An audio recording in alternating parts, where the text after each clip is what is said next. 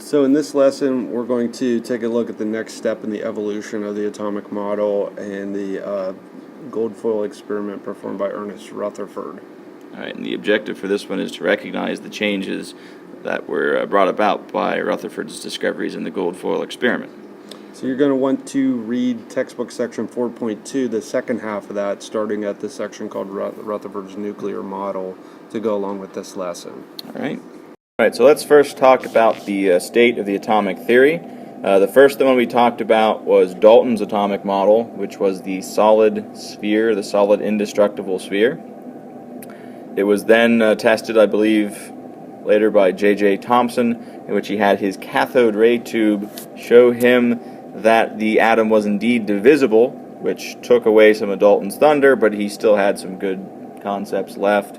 And it came up with the idea of the electron based on the fact that he had these small negatively charged particles, and he believed that these small particles in the inside were called, or he named them electrons. He called them,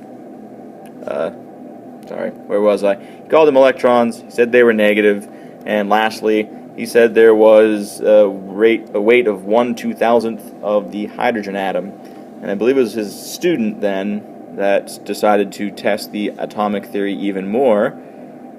And from that, we evolved our understanding of the atomic theory even more. Okay, so let's move on and look at what Thomson's student discovered. Alrighty. Alright, so let's talk about this student of Thomson's. His name is Ernest Rutherford, and his infamous or famous gold foil experiment. Famous. So it occurred in the mid to late 1800s. And how it came about was there was a scientist elsewhere in the world who discovered something known as an alpha particle. And not that they knew this at the time, but an alpha particle is 2 protons and 2 electrons without any electrons. 2 protons and 2 neutrons. Sorry, yes, without any electrons. It's a helium nucleus that they're firing around. So as any male would do when he finds out that he can now shoot things at things, he decides to, start shooting these particles around at different things.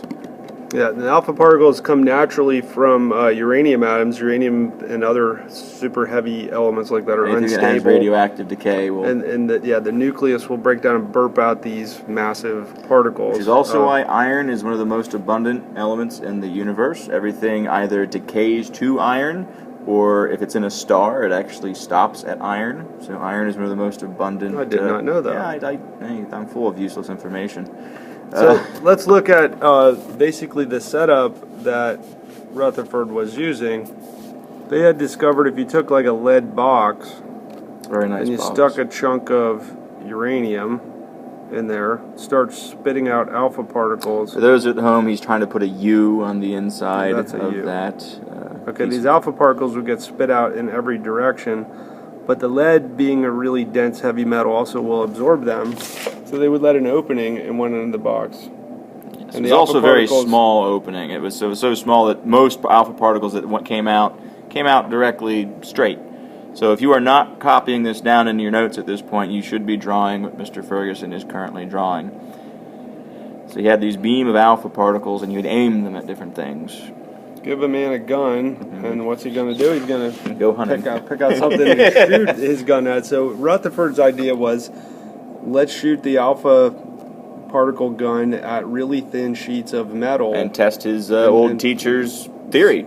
Because he knew he believed in the plum pudding theory at the time, and he wanted to test it to prove his old mentor, right. So these massive particles, which, by the way, we should add, are highly positivily charged. Yes, with no electrons there, they would be highly positive. So he's going to shoot them at really thin paper, thinner than paper thin, just a few atoms thick. As thick as the aluminum foil that we had you calculate, about 80,000 atoms thick, probably even thinner than that, but.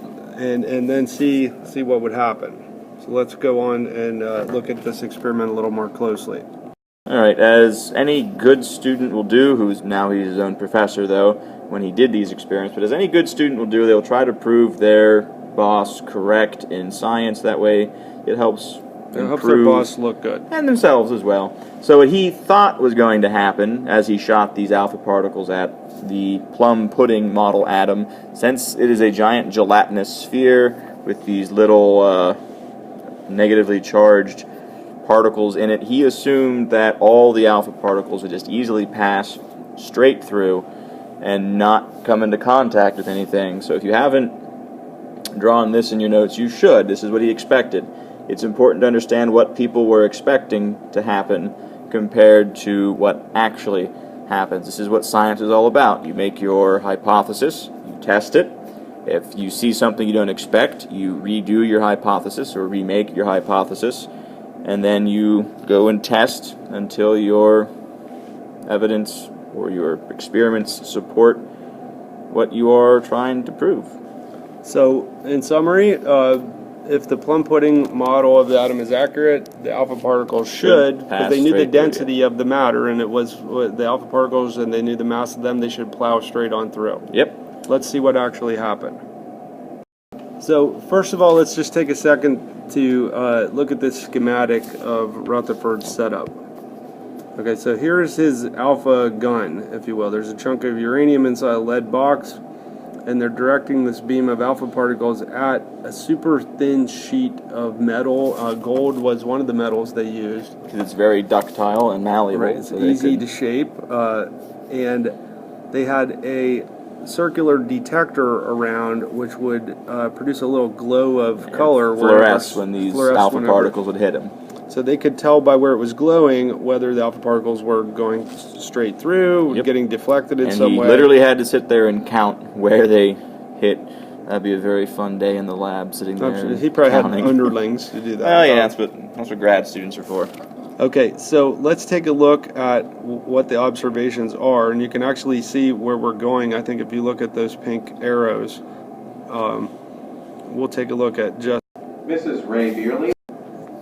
Sorry about that. We're having all kind of technical difficulties here, but I think we're on track now. Okay, so we'll go through each of the observations that Rutherford made and then how he interpreted the results. So if you haven't yet done this, pause the video and draw this experiment out. Draw the experiment out the best you can, and then make a two-column chart to the right that has observation and this should probably go on the back of your sheet because that's where we left open for you to draw these drawings. That's a good idea. So let's go down to the first observation.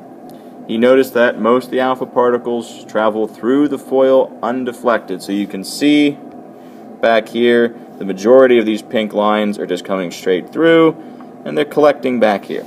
And that actually was somewhat consistent with exactly what he was expecting to happen. Pudding model. That the atom is mostly empty space. That's exactly what he was expecting to see. But now it's the next part when you see this or that. That's what made him sit there and scratch his head and think. And he noticed that some of the alpha particles are deflected by small angles. In this case, up here, small angle deflection.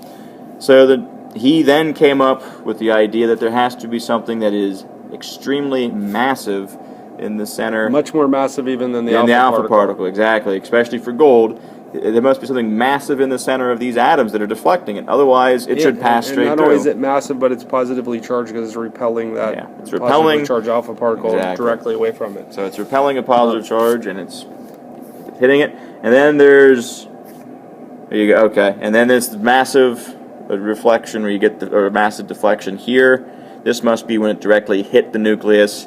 It says the nucleus carries most of the atom's mass, which as we know now is exactly correct. And I remember reading a quote from Mr. Rutherford. I don't know if it was Rutherford or not. And someone said that it was like you fired a missile at a piece of Kleenex and it deflects back at you. I mean, that's how shocked he was to see those huge deflections back at him. It was completely, there was no way the plum pudding model had anything in it. There was no center of, no object that massive in the atom to deflect something the size of an alpha particle. I'm really glad he had enough common sense to put a ring around this and not just a small sheet in the back, because he might have completely missed all the other interesting observations.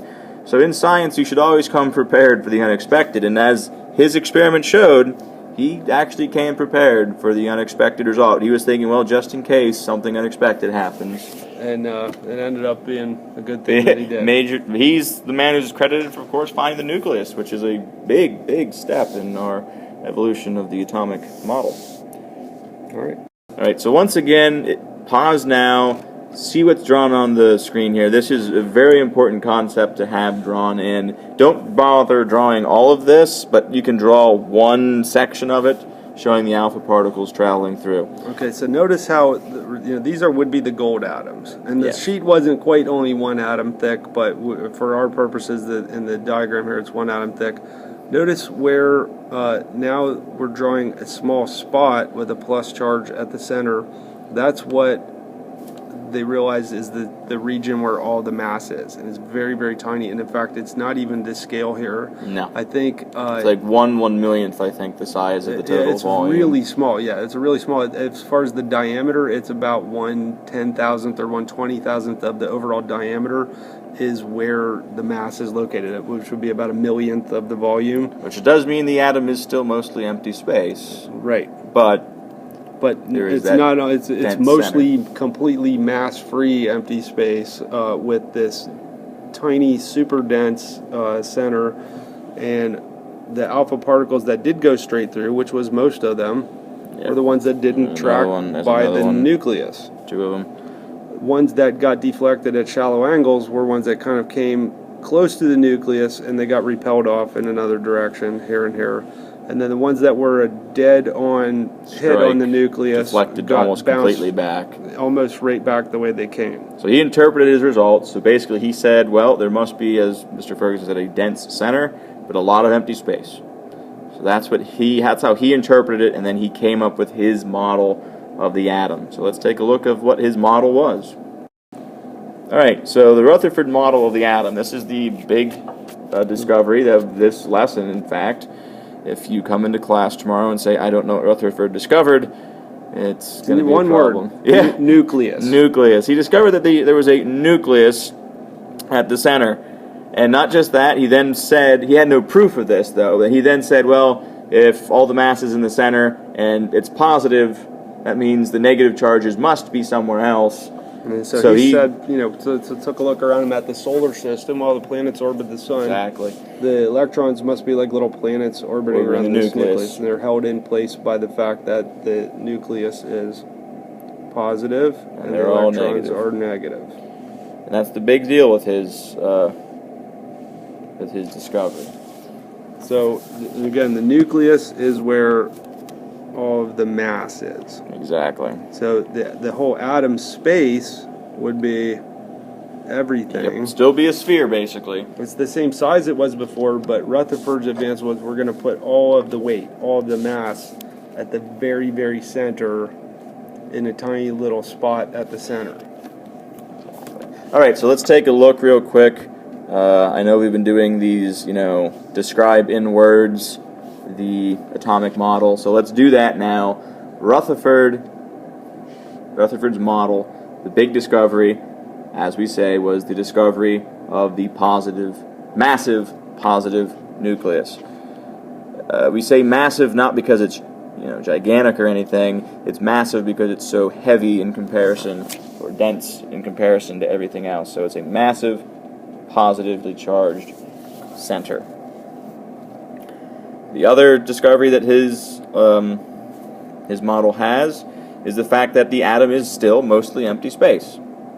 So while he completely disproved the plum pudding model, he did show that his old mentor was not entirely wrong when he said the atom was empty space. Well, he thought it was sort of the mass was diffused out all through the whole volume. So it would be more gelatinous. Like a sort of thin, positive jello. Yeah. And in fact, it's actually a very, very dense speck of mass at the center. If you were to take all the nuclei from someone's body, I think someone told me once you could put them in the seat of a little matchbox car. So you could take yourself, you take out all the electrons, and you condense down into all the nuclei. And that little speck would weigh as much as you do. Exactly. They said you could just condense this down into like a little, pile of nuclei in a matchbox car. And let's not forget about the electrons. The electrons orbit. Exactly, electrons orbit. Now, the downside of this discovery, for you guys at least, is it will lead us into some math. So I was wrong when I told my students there was no math. They discovered that every atom had a different nuclei, or nucleus to it. Then that was due to the fact that, if you have a negative charge of whatever, it'll lead to some math for us. I don't think because of Rutherford. I think it's Bohr who leads us to the math that they're going to hate. It's not difficult. Well, Chadwick, after Rutherford came up with his nuclear model, then the proton was discovered, and then they found this charge-free but still massive particle called the neutron. James Chadwick did that, and then it became possible to actually count how many of these different particles were in the nucleus, and that's where a little bit of math is going to come in. Yeah, we're actually going to do it, I think, after the Rutherford model. So we're going to have Yes. one more video.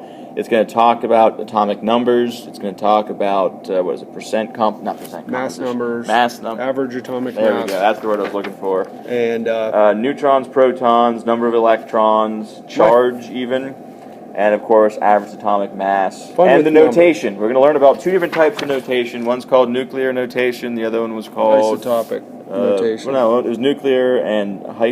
Hyphen notation, Yeah, hyphen notation. So there is a little bit more for us to talk about, but in the meantime, I think that's all for this. Okay. Have a good pleasant night. night.